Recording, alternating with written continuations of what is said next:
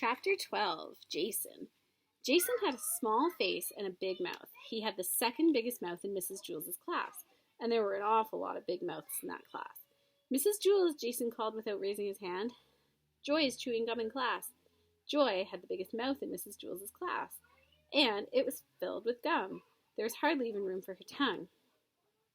Joy, I'm ashamed of you, said Mrs. Jules. I'm afraid I'll have to write your name up on the board. That's okay, Mrs. Jules, Jason called. I'll do it. Jason hopped out of his seat and wrote Joy's name on the blackboard under the word discipline. While he was up, Joy took the glob of gum out of her mouth and placed it on Jason's chair. Rondi and Allison giggled. Jason walked back from the blackboard to his desk and sat down. Mrs. Jules, he called, I'm stuck. Rondi and Allison giggled again. Mrs. Jules got angry. Joy, you're going home on the kindergarten bus today. Oh, good, said Todd. I'll have some company. Todd went home on the kindergarten bus every day. He could never seem to make it to 12 o'clock without getting into trouble 3 times. His name wasn't even up on the blackboard yet, but he knew that by 12 o'clock it would be up, circled, and checked. Mrs. Jules, what am I going to do? I'm stuck. I'm going to have to stay here the rest of my life, said Jason. Joy, tell Jason you're sorry, said Mrs. Jules. I'm sorry, Jason, said Joy. Oh, that's okay, Joy, said Jason. I don't mind. Try to get up, Jason, said Mrs. Jules. Jason tried. I can't, Mrs. Jules. I'm stuck. Mrs. Jules asked the 3 Erics to help. Eric Fry and Eric Ovens pulled Jason. Eric Bacon held the chair. Stop, cried Jason. You'll rip my pants. Rondi and Allison giggled. All right, said Mrs. Jules. Let's try ice water. That should freeze the gum and make it less sticky. I'll go get some from Miss Mush. Miss Mush was the lunch teacher at Wayside School. She had the remarkable ability to undercook a dish and overcook it at the same time. Her specialty was a nice hot bowl of mud. She called it porridge. Jason looked at Rondi and Allison. No, Mrs. Jules, he said. Don't leave me. Besides, Mrs. Mush's ice water is probably warm. Don't be silly, Jason, said Mrs. Jules. I'm sure it will be at least as cold as her soups.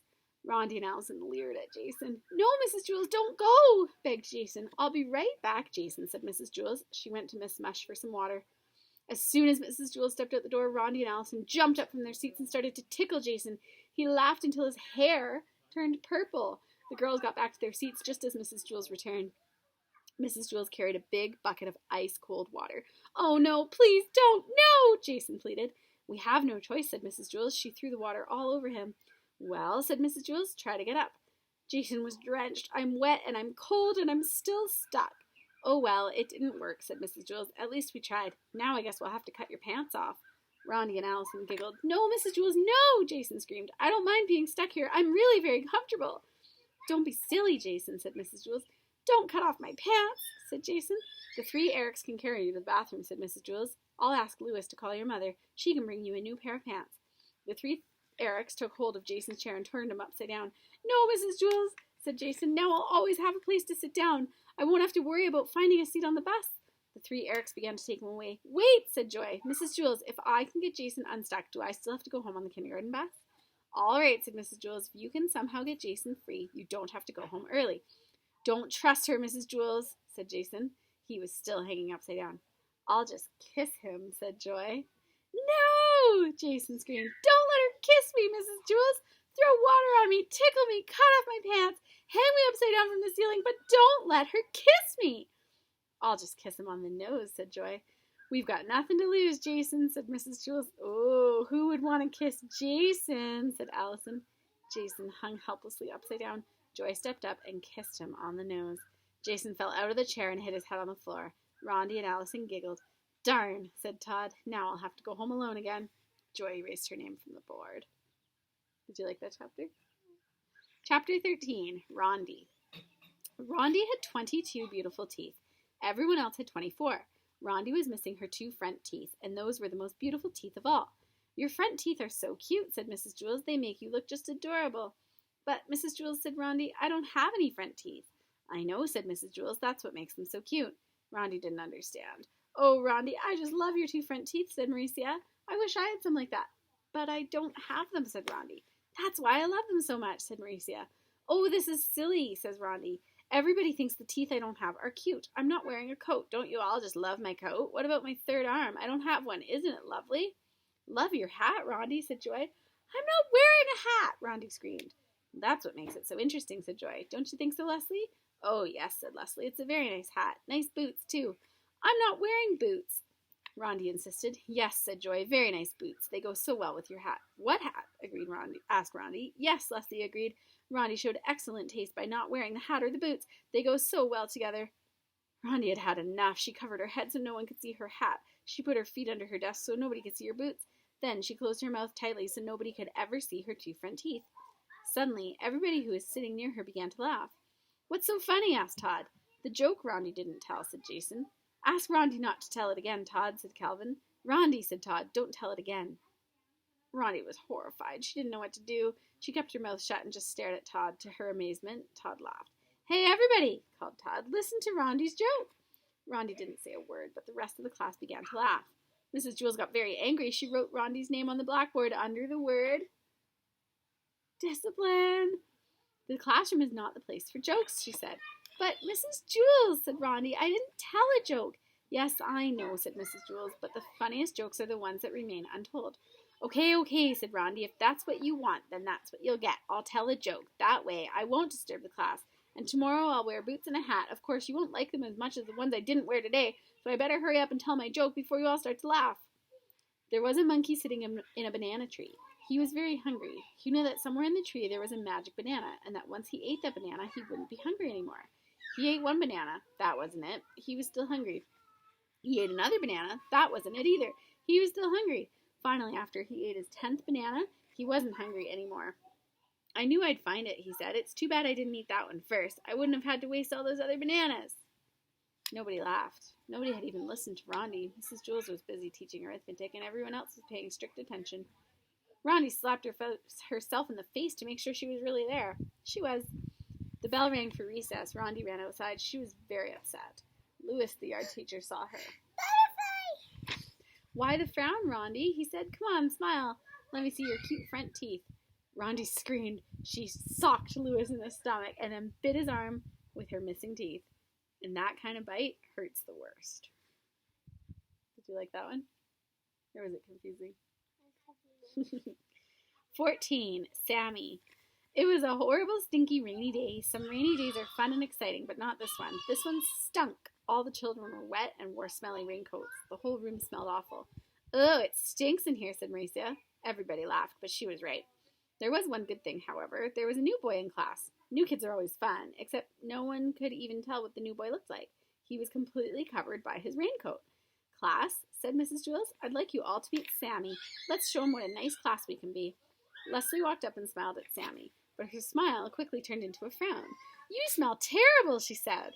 Leslie, exclaimed Mrs. Jules. That's no way to greet a new member of our class. Mrs. Jules wrote Leslie's name on the blackboard under the word discipline. But he does, Mrs. Jules, said Leslie. He smells awful. You're ugly, Sammy replied. Now, Sammy, that's no way to talk, said Mrs. Jules. Leslie's a very pretty girl. She's ugly, said Sammy. Allison spoke up. Well, you smell terrible and are probably even uglier, but nobody can see you because you are hiding under that smelly old raincoat. That'll be enough of that, said Mrs. Jules. Now, Sammy, why don't you take off your coat and hang it in the closet? Let us all see how nice you look. I don't want to, you old windbag, said Sammy. That's because he's so ugly, said Leslie. I'm sure he's quite handsome, said Mrs. Jules. He's just shy. Here, let me help you. Mrs. Jules took off Sammy's coat for him, but underneath it was another raincoat, even dirtier and smellier than the first one. They still couldn't see his face. Oh, now he smells even worse, said Marcia. You don't exactly smell like a rose either, Sammy replied. Mrs. Jules took off his second raincoat, but there was still another one after that, and the smell became so bad that Mrs. Jules had to run and stick her head out the window to get some fresh air. You're all a bunch of pigs, Sammy screeched. Dirty, rotten pigs! The smell was overpowering. Sammy just stood there, hidden under his raincoat. Mrs. Jules wrote Sammy's name under the word discipline. Send him home on the kindergarten bus, said Joy. Not with me, said Todd. Mrs. Jules held her nose, walked up to Sammy, and removed his raincoat. She threw it out the window, but he still had on another one. Sammy hissed, Hey, old windbag, watch where you throw my good clothes. Mrs. Jules put a check next to Sammy's name on the blackboard. Then she took off another raincoat and threw it out the window.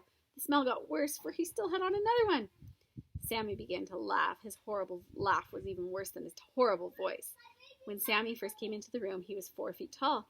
But after Mrs. Jules removed 6 of his raincoats, he was only 3 feet tall, and there were still more raincoats to go.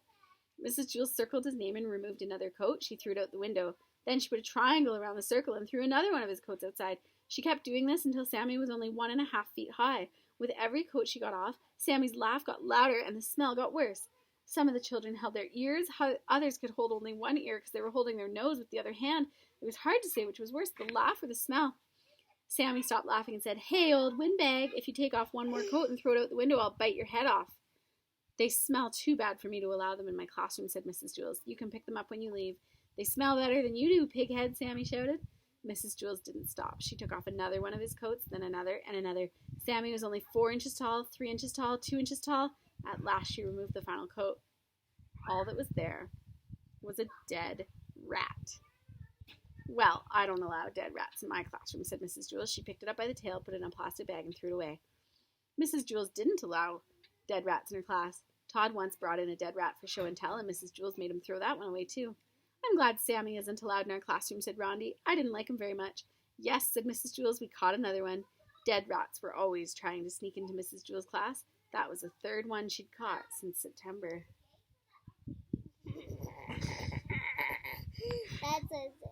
All right, one more short chapter here. Chapter 15, Dee Dee. This story contains a problem and a solution. Dee Dee was a mousy-looking kid. Unlike most children at Wayside School, she liked recess better than spelling.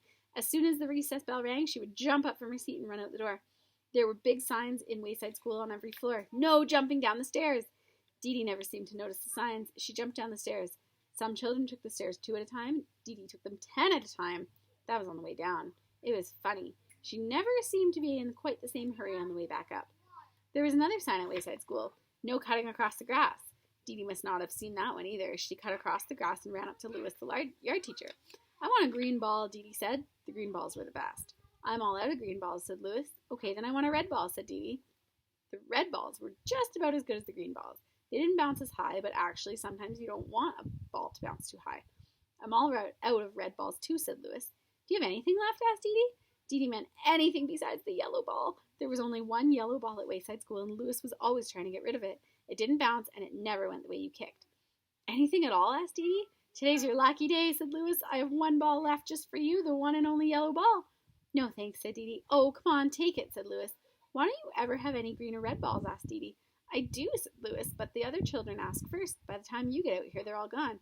"But that's because I have to come all the way from the 30th story. How do you expect me to compete with the kids from the first or second?" she asked. "That's why I saved you the yellow ball," said Louis. "Everybody wanted, but I saved it just for you." "I bet," said Dee Dee. She took the yellow ball and bounced it on the ground. It stopped dead with a thud. She stepped back, ran up, and kicked it. It went backwards over her head. She didn't bother chasing it.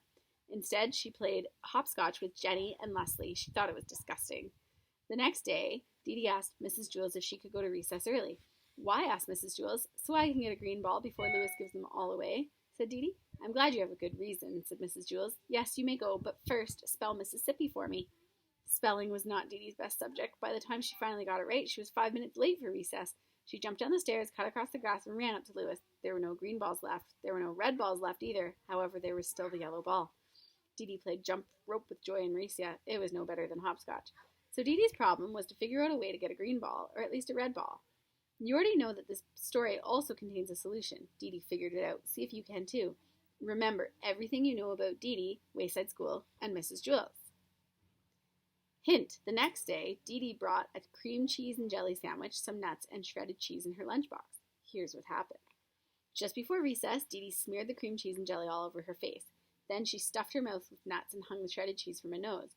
When she closed her eyes, she looked just like a dead rat. Todd was in on the plan. "Mrs. Jules," he called, "there's a dead rat in the classroom." Mrs. Jules was very put out. "I want that dead rat outside immediately." When Mrs. Jules said immediately, she meant it. Dee Dee instantly found herself outside on the playground. "I want a green ball," she said. Louis pretended he hadn't heard her. "May I please have a green ball?" asked Dee Dee. Louis gave her a green ball. "I don't know how you did it, Dee Dee, but you're first today," she said. When Mrs. Jules found out that Dee Dee and Todd had tricked her, she sent Todd home early on the kindergarten bus.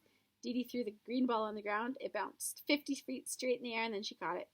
"You don't like me, do you?" said Louis. She asked Louis. "Sure I do," said Louis. "No, you don't," said Dee Dee. "Yes, I like you," said Louis. "No, you don't," Dee Dee insisted. "Yes, I like you. I really do," said Louis.